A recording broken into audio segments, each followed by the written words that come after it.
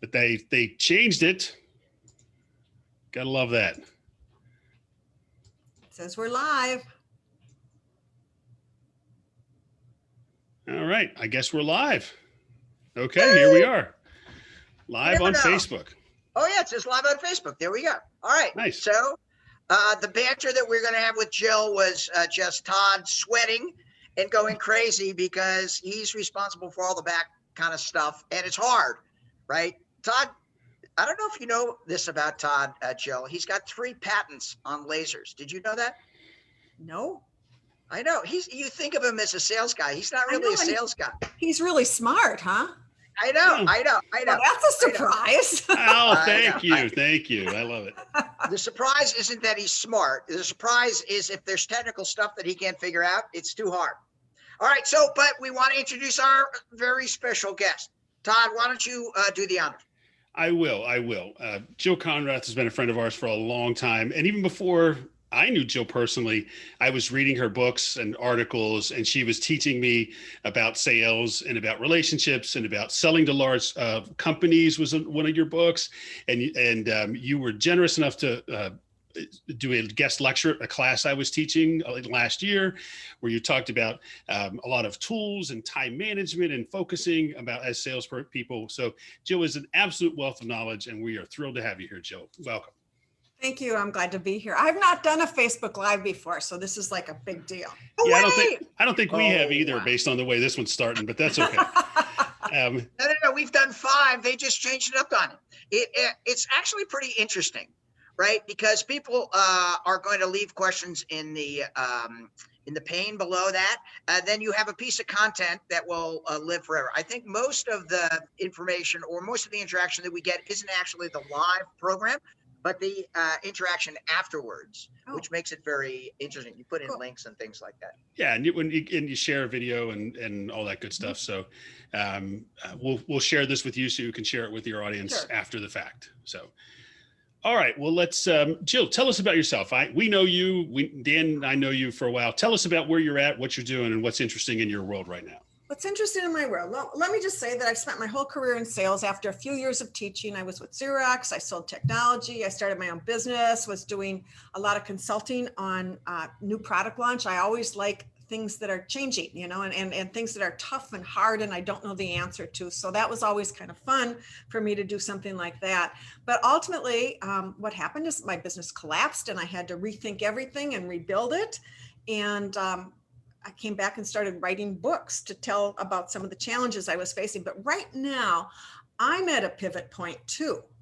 And in many ways, I feel like I've contributed what I want to the sales world. And I'm looking for my what's next.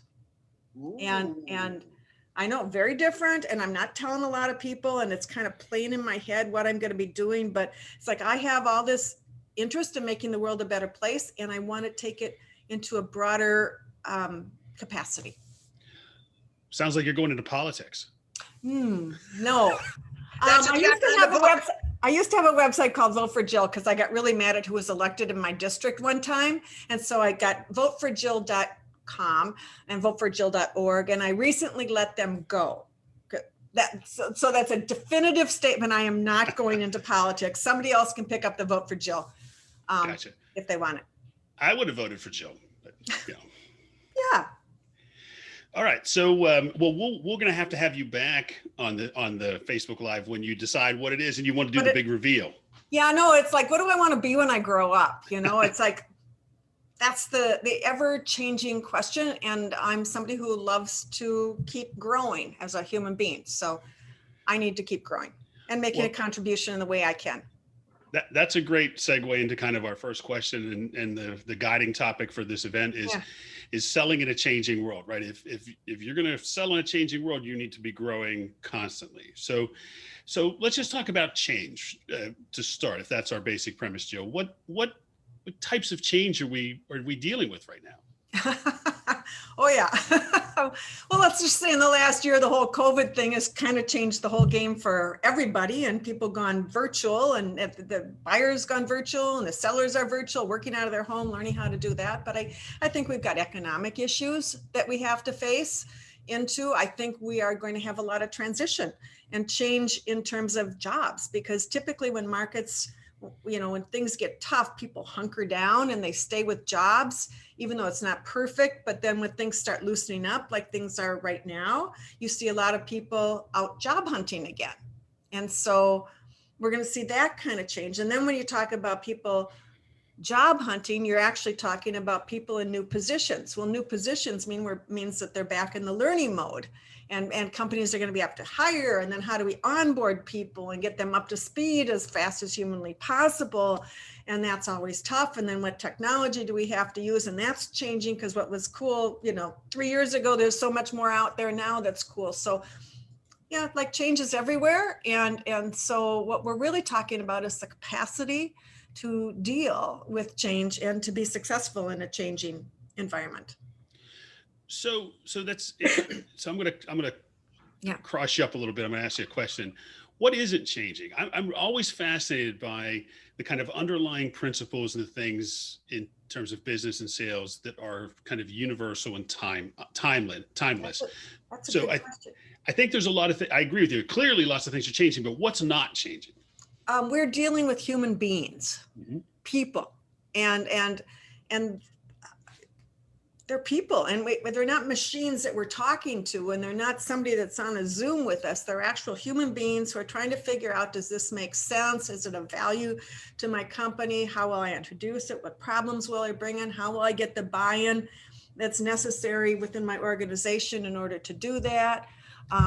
They're all feeling overwhelmed right now. So we not only are dealing with people that are trying to do their jobs, but they're in an overwhelm mode. And I think that's one of the things that has been exacerbated. People are working longer hours right now, but I think overwhelm for the last decade has been kind of the growing thing that it hasn't changed. It's just gotten bigger.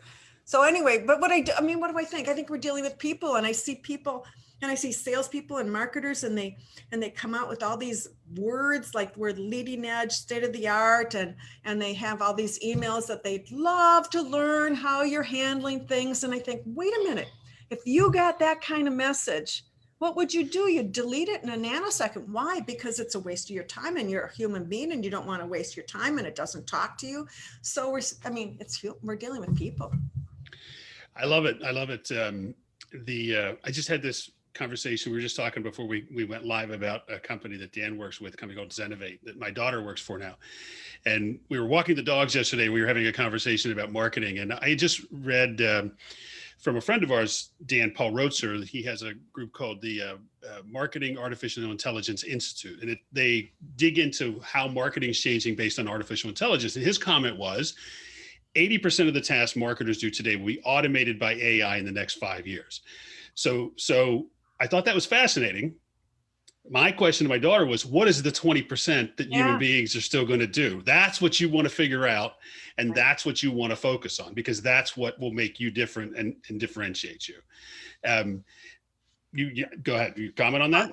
No, I mean, what you're saying, I think, is so important. What hasn't changed is that if a salesperson wants to be successful, they have to be an invaluable resource to their customers.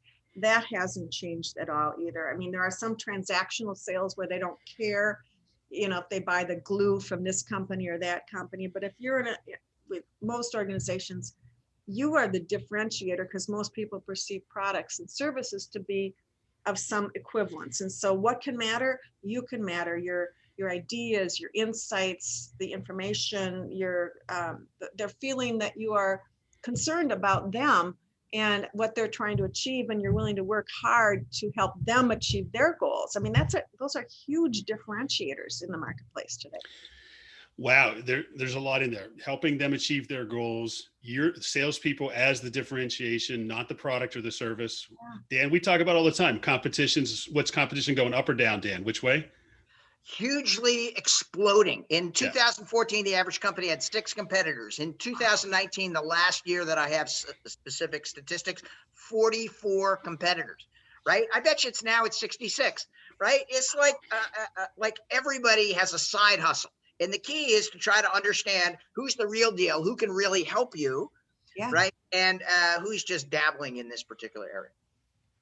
Well, it's Gotcha. interesting when you say that, because so many people, when they start companies of all these competitors that they're growing up, that are growing, too often they have this broad, we can do all these kinds of things rather than being very focused on, we're going to go after the medical device market and we're going to become specialists in this, because if we become specialists in this, then we can expand other areas, but we're going to own something and be really good at it first, because that's how we can grow.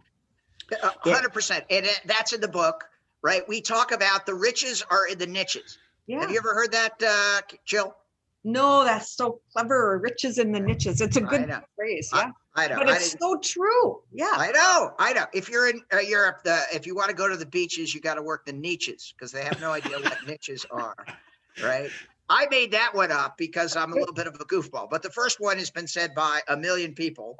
And it's never been more true than 2021. In the old days, the old days are like 2018, right? The thing about you, Jill, you span generations. And that experience. You mean you're saying I'm old? Believe me, I'm Dan Tyre. If I wanted to tell you were old, that's exactly what I would say.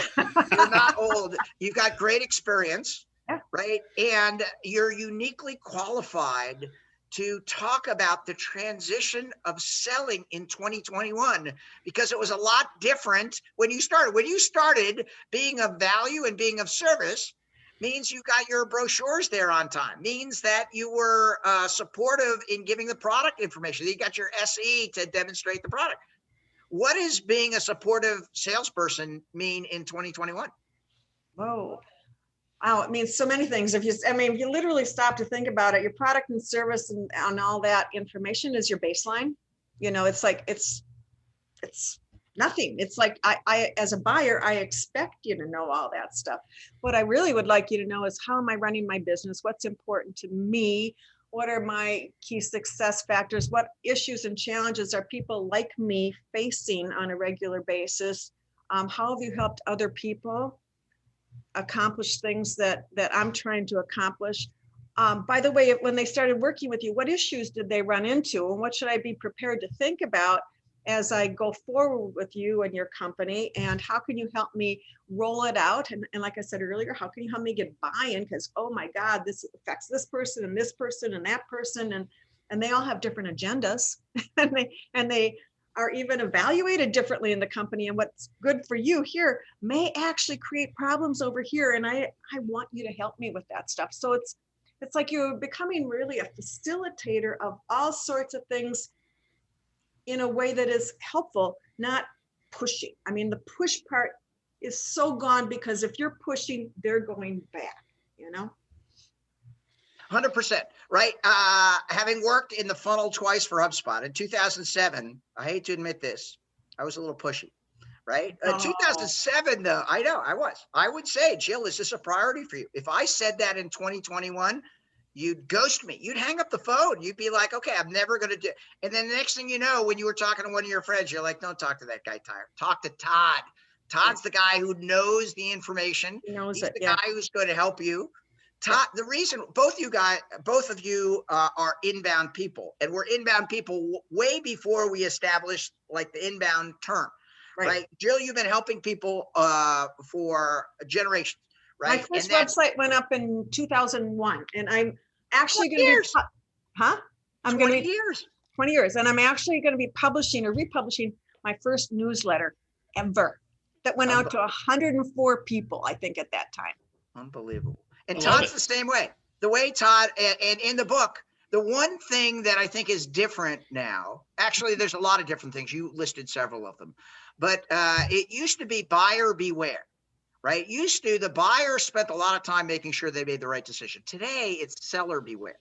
And we have a chapter in the book about a HubSpot rep who refused to sell a customer because they weren't ready. And it was very clear based on his experience, exactly what you said. Advise them where they're at in the process, advise them whether it would be a good fit. And he concluded that it wasn't. And he said, you're not ready. And they were kind of ticked off. Right? They're like, what do you mean? We have our credit card. We're ready to buy HubSpot. And David is like, you're not really ready. It's not a good fit. And they're like, no, we're ready to buy today. And he refused to sell it to him. Right? Yeah. Have you ever heard of anything like that? Yeah, I have. Okay. I've done it myself. Yep. You have. Give us an example where you've I actually fired a client once. In another situation, I remember when I was selling computers back in the early stages, and somebody wanted to buy one from me, and I just went, this is not right. This is not going to work with your application. And I had President's Club on the line. Ooh. I mean, I said no because it wasn't right, and I told them to go to a competitor because it literally, all I could think about is if they go with me, it'll send me to President's Club, but I'll spend the next year dealing with an upset customer because it really wasn't right.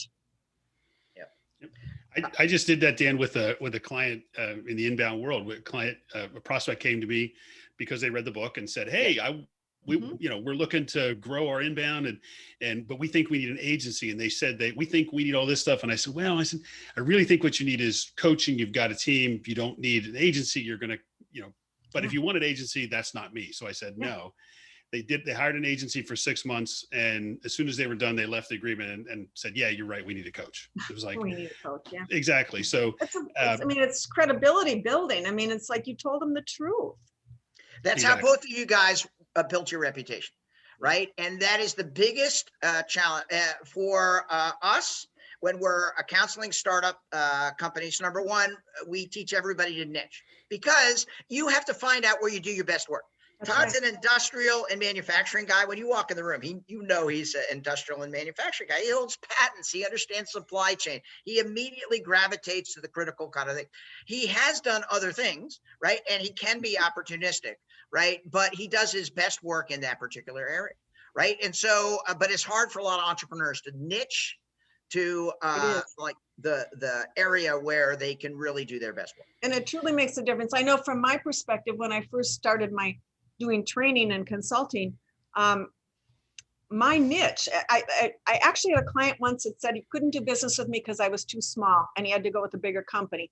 And at that point I went, okay, I cannot compete against the big boys. I have to have my niche. And so I went after product launch. And I literally, if you asked me who I worked for, I would say I work for companies who love their technology too much. Yep. And everybody in the technology companies would go, that's us. I said, if you send your salespeople out there to talk about your stuff, that's the kind of company I work for, is people who train their salespeople on this stuff and they love it and they think they're wonderful. Ahead of your time. Number one, empathetic. Number two, you've laid the helping foundation. And then number three, with President's Club on the line, refusing to sell to somebody because it wasn't a good fit. That's just awesome. And what we come to know from Joe.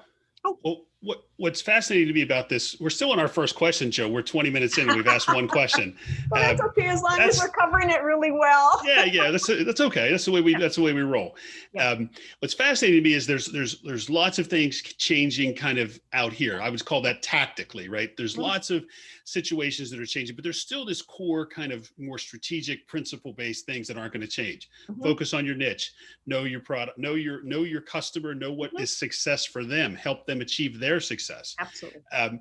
Be a resource, be the differentiation. And what's fascinating to me about this being honest and being trustworthy and making recommendations that may hurt you in the short term is there is another new piece to this that hasn't changed. But what's new to me is the fact that there's all this third party communication now out there, so that if you screw somebody, like if you treat them poorly, you run the risk of getting drilled on Glassdoor, rating sites, review sites, LinkedIn. You can get called out hard if you don't act that way. I think there's this interesting, I think we're getting there, right? We talked about teachers. There's a site for students can rate their teachers. If the teachers, if your professors are lazy and doing a horrible job, the students can just tear you up, and they should. They deserve it. I remember the class I taught, I sat there and told them, I asked the students, I said, how much do you spend for this class? And they like, what? I said, how much of your tuition are you spending for this one class? And we boiled it down, and they were each spending $250 for that class. Per class. And I said, are you getting $250 worth of value from me today? That's the way you should think of it. And if you don't, then you should complain. They never thought about it that way before. Right. But that's the world you live in, right? And salespeople are the same way. Salespeople, can and will be their behavior will be called out publicly more and more, I believe, moving forward. Yeah, I think so too. And I think too, what you said about evaluating, is it worth your $250? If you're thinking you're calling on an entrepreneur who's leading a company, or you're calling on an executive in a growing company, think, what is their time worth? And are you providing $250 or $1,000 worth of value in their meeting? Because if you're not, they won't invest more with you. Exactly. Mhm. Exactly. I think about that with executives all the time. If you're dealing with senior people, right? Man, if I waste a minute of their time, they're gonna notice. They're not happy, right? Right. You better be ready. You don't waste their time, right? I'm not asking qualifying questions. I'm not going, well, so what are your top priorities? I mean, come on. I'm done. As soon as you say that, you're out. Yep. Exactly. All right. What's our next question, Dan? The next one was the specifically change in how people buy. What are you seeing in the way of B2B companies buying differently? I think what I'm seeing right now, and it really, I think, relates to overwhelm, probably COVID, working out of your house and all that kind of stuff. And I think it relates to inbound marketing and the proliferation of good inbound marketing, is that there's so much extraordinary content out there that so many companies have provided in their niche, that the buyer gets overwhelmed with all the content. It's like, and there's content from this company and this company, and you're looking at technology, or you're looking at a service, and they've got ebooks, and they've got videos, and they've got, podcasts and blah, blah, blah. And you go, and sometimes they compete. And it's, first of all, I think, again, an overwhelmed buyer who's trying to make an important decision for their company can't take in that much information. And so they kind of skim it and scan it, and they form their opinions, but it may not be the best opinion or decision for their own organization. It's just like they can only take in so much. So that presents a real challenge, I think, to salespeople and marketers in terms of how do we find content that will engage people and keep them engaged throughout the decision process. Because the other big change is that people used to think that inbound stuff was only to get leads. And today inbound is being stretched throughout the entire decision process. Because if you look at the research, like from Gartner, people come back, they'll come and talk to you here when they're looking, should I be thinking about a change? What's out there? How are the different things down? What about the implementation process? And and they look at your websites for all sorts of things. And so you need to have a greater depth of content than you've ever had before. But you have to make it more engaging, because they'll leave you if you don't grab them. Yeah. You also mentioned this earlier, and that is bring in people who have recently been through the process. And HubSpot calls that the flywheel, right? And when we wrote the original inbound organization, the flywheel was like brand new. But now the flywheel is putting your customers, your best customers, front and center. Yes. And it used to be, when we started our sales career, at the end, right? You already made the decision. Let's talk to a couple of right. References. I don't know about you, Jill. I never gave a bad reference, right? They were either related to me, or I knew they were like they owed you money, or they owed you a favor or something, right? Yeah, right. Today, if I'm unsure, or if I want to help, exactly like you just said, I'm like, you know what? Talk to my friend Jill. Talk to my friend earlier in the process. Earlier, yes. And I'm going to make the introduction. Right. I'm going to send the 3 questions you asked. Number 1, how did you figure out all of the critical issues throughout all the noise? Right. And if somebody's like, okay, I went down this rabbit hole, everybody talks about this, no one cares about this. This is not really what we want to do. Right. Number 2, this is how we got onboarded. Right. This is where the real process starts. Because, of course, everybody thinks buying the product is like the hard part. Buying the product is the easy part. Actually, right? My whole sales career, I'm like, yeah, I'm closing this deal, right? And Diana Gibson and all the folks who had to implement the technology that I had, they're like, tired. Buying it is easy. Now you got to get people to change their behavior to use it, right? And the inbound organization, now what we see is that people want the salesperson there for a longer period of time. It's another reason why Todd is so great, is because he never goes away, right? He touches base all the time. Right? Even if it's not a current customer, he'll just pick up the phone and say, hey, it's 2021. It's May 2021. What's changed, right? And that familiarity, building that relationship, helping to understand how that works, critically important in differentiating your yourself and your business in 2020. That's right. That's really cool. I love the checking in part, but you're so right. People need to talk to customers earlier. They need to get the sense of what it is. I see so many companies, again, I work a lot in the technology space, they have all these things and features and capabilities that something can do, but the truth of the matter is, what really matters of all the stuff that's there, what are the things that you really need to look at that'll really make the biggest difference? And everything else might be nice to have, but then you got to teach people how to use it. And you're like, not only how to use it, but how to get value out of it. There's a chapter in the book, right, about time to value. And Todd, can you talk a little bit about your concept of how you accelerate time to value? Wow, you're digging deep in the book. I like it. I know. That was all you, right? I'm like the sales guy. I'm like, okay, well, we sold it. And he's like, no, Dan, cut it out.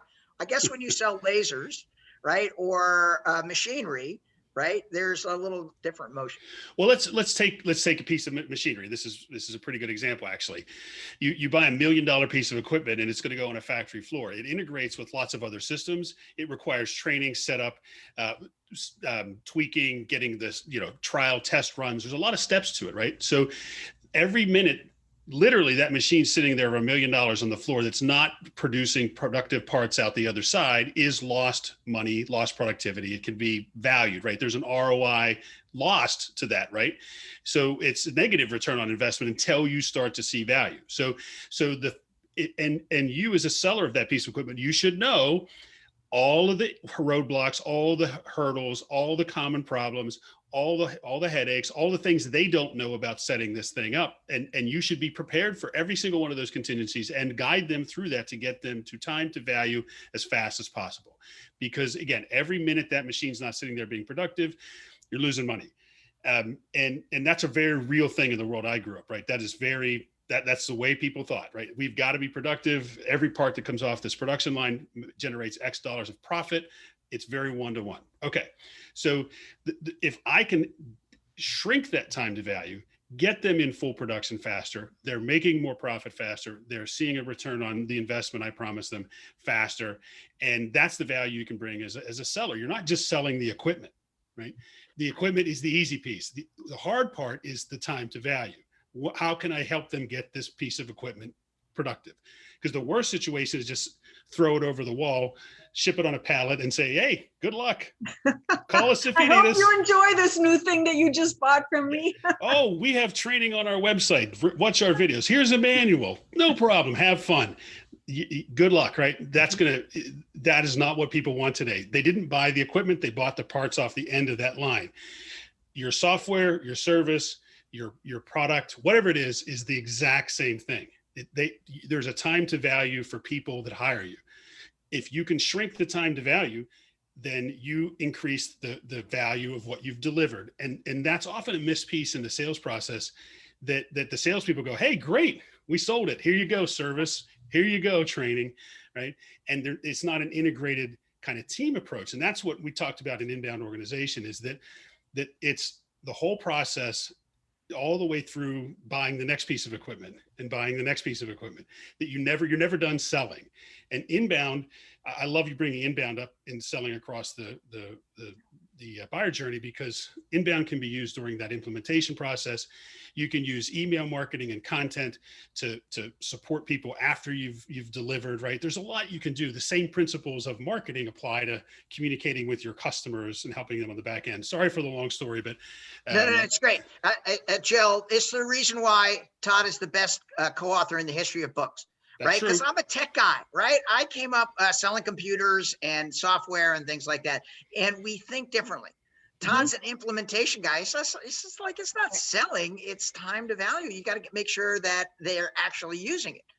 And that is a great reminder, even in transactional sales. If you're out there selling and listening to this podcast / Facebook Live, right? There's always ways that you can ask the customer, all right, how can I be of the most service?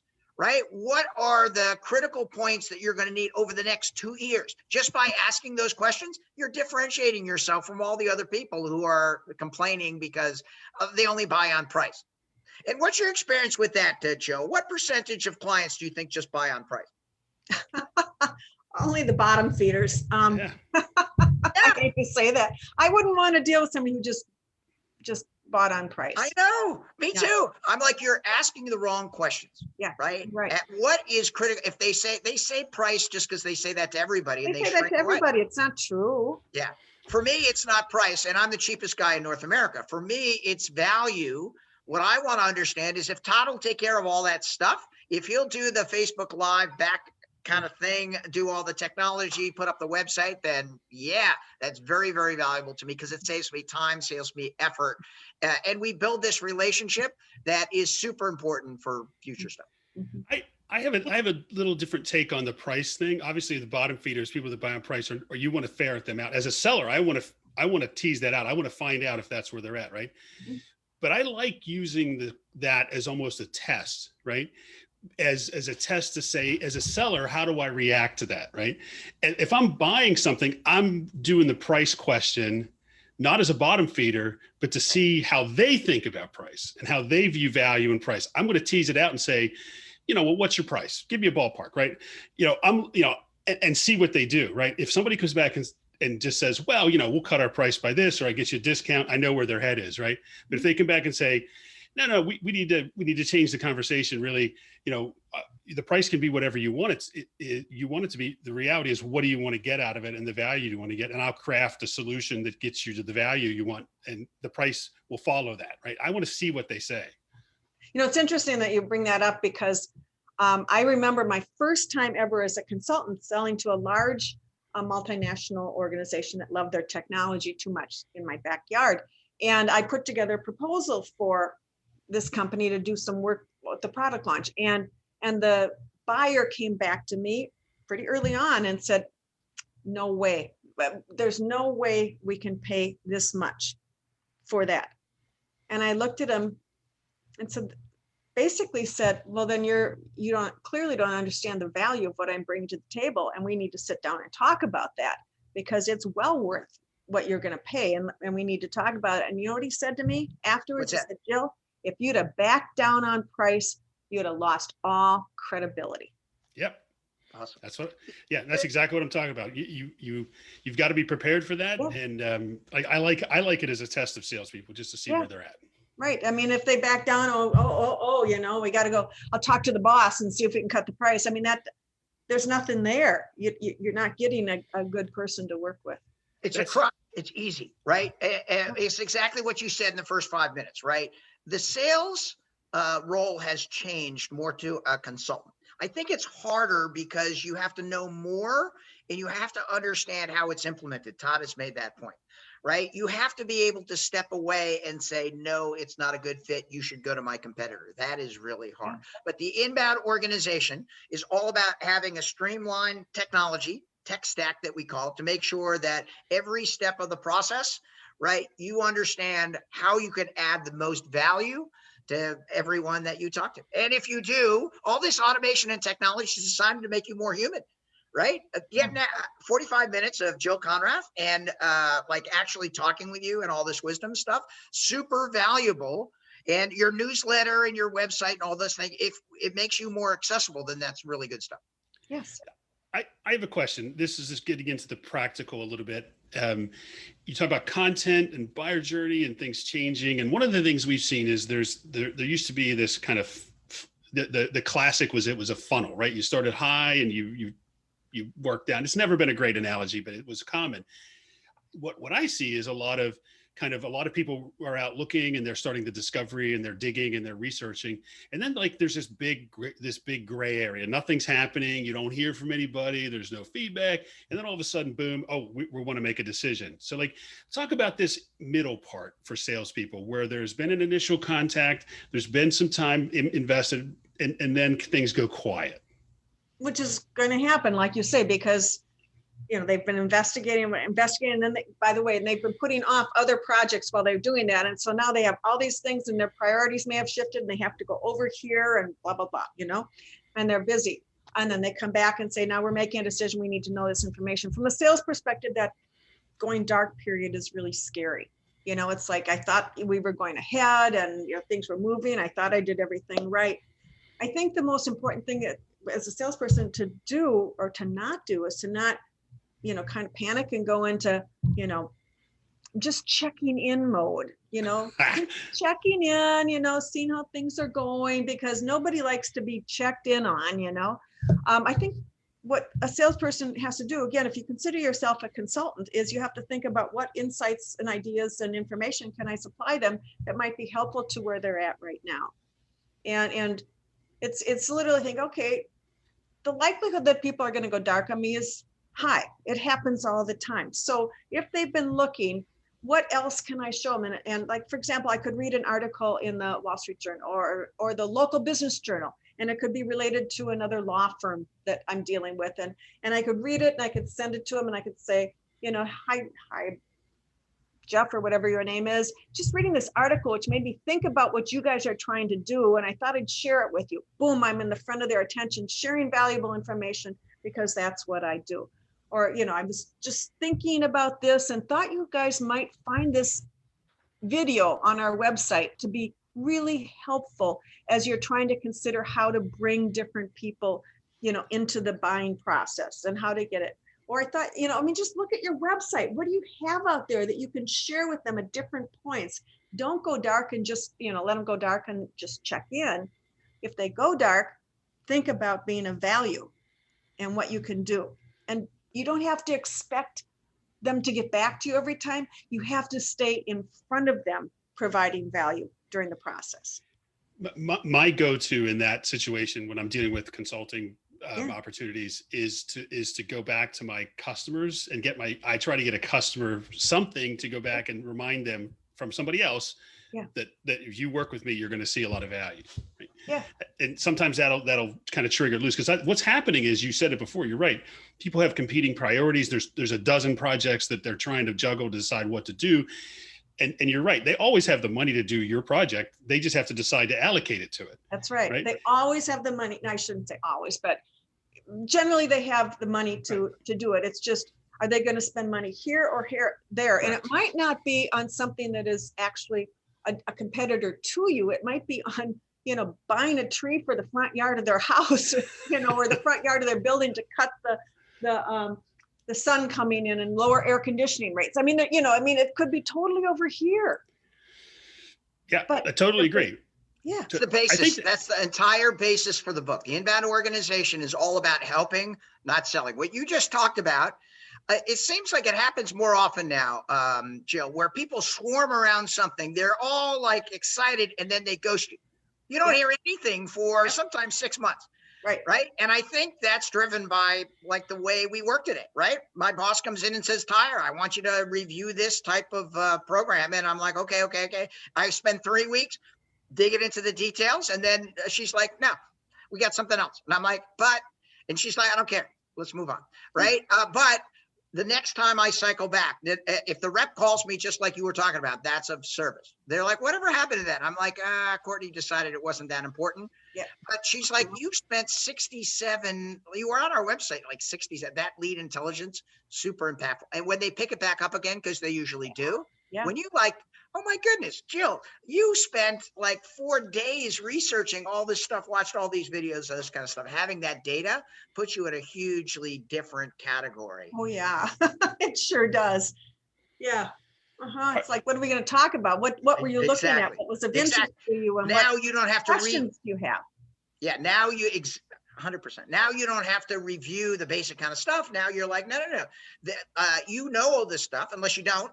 We can review, but let's take it to the next level. What are you really trying to solve? When do you need it implemented in full production, right? How can I be of service so that at this time we can finish the transaction and start the relationship? That's what we talk about all the time in the Inbound Organization. It's not really selling anymore.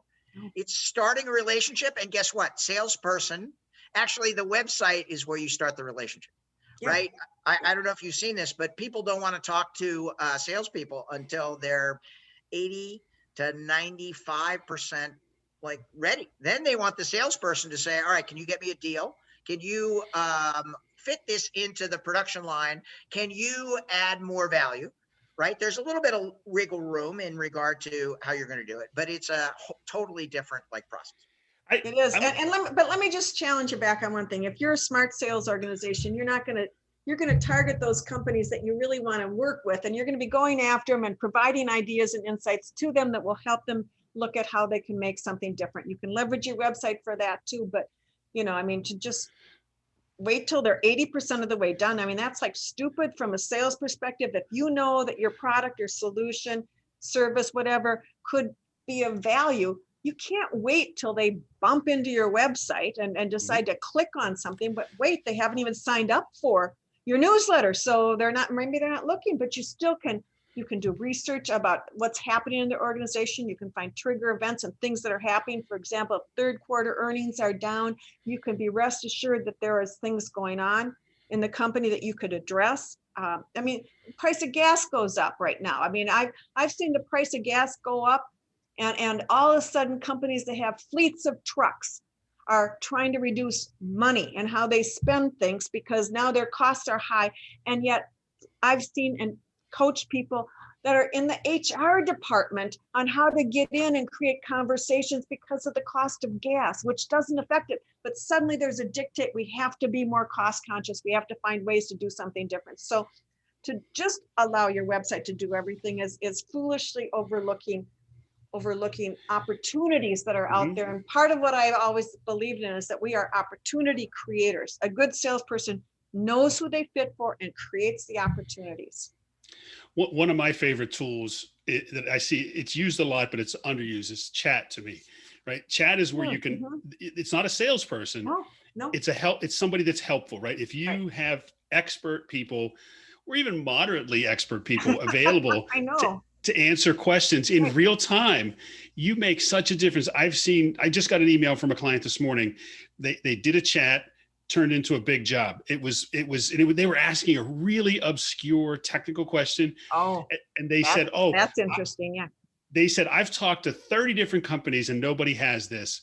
Do you have it? And it came through chat. And as soon as they said, yes, we have it, and then they asked some qualifying questions, boom, sale happened. Wow. And the salesperson, it just fell in the salesperson's lap because of chat. And chat's one tool, but I think the point is you have to have like antenna out in lots of places and lots of ways to connect with you, right? So sales is, that I agree with you that people don't want to talk to the traditional salesperson farther down the line, but they do want to talk to somebody to help them guide them on their journey, right? Right.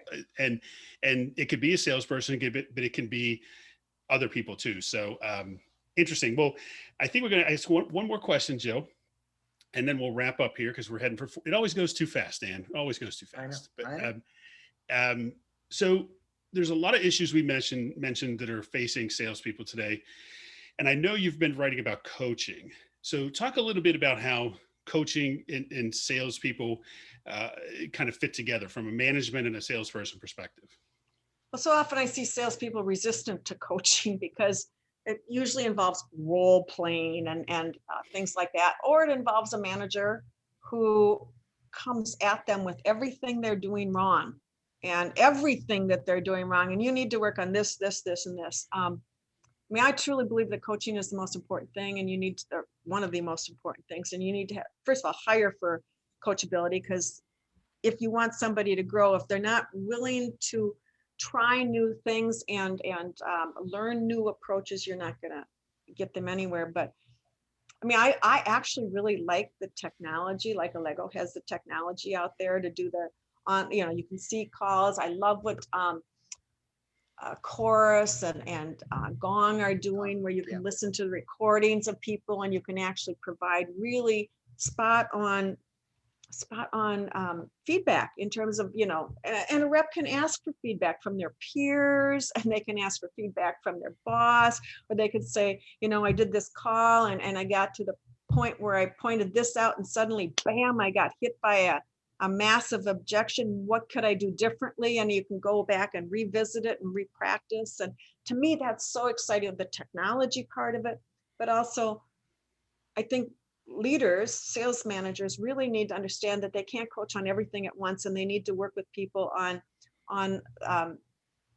I don't know. I always think that they need to work with people, first of all, in the earlier parts of the sales process, because if they screw up early, they won't get to the end part. And, you can teach people about how to do better negotiations, but if you can't get anybody to the negotiation part, it doesn't matter, or if you get to the negotiation part and you're getting, the sales rep is getting torn apart, it's because they did something wrong earlier. So you have to look upstream in the process and say, where did some of the problems occur that got this person so fixated on money? Or, why do we have so few prospects? Well, maybe because the messaging, that you're doing and what you're doing. I mean, there's so many things that coaching makes a big difference on. And if managers don't coach, and I know they say they do, but if you ask reps about it, they don't feel like they're being coached. They feel like they're being told. Mm-hmm. And there's really a difference. And that to me was astounding. I know Exploit did some research on coaching, and the differential between what the managers said they were doing versus what the reps said that they were receiving was astounding. It's one of the biggest areas I see with our clients that there's a gap, right? The salespeople want coaching, they want feedback, and they don't get it. They feel like it's like Salesforce looking at them and, hey, yes, you got to check the boxes, make these calls, do these things, right? Yeah. And right.